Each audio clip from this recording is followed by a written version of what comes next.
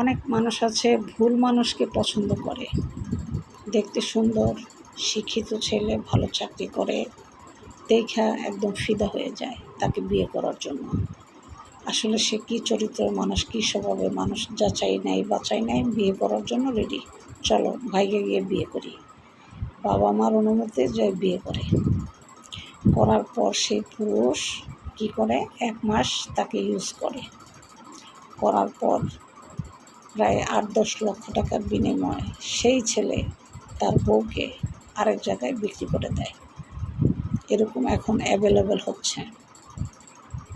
আপনারা ছেলে মেয়ে যারা বিয়ে করেন, এই যে হুটহাট করে ছেলে পছন্দ হয়েছে, সুন্দর ইয়ং যুবক দেখে পছন্দ করেন না, তাদেরকে বলছি সুন্দর দেখা ধুয়ে পানি খেয়েন না, পরে লাস্টের জীবনটা হারাইতে হবে।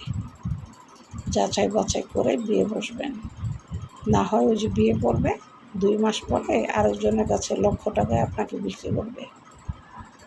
এখন এগুলোই হচ্ছে।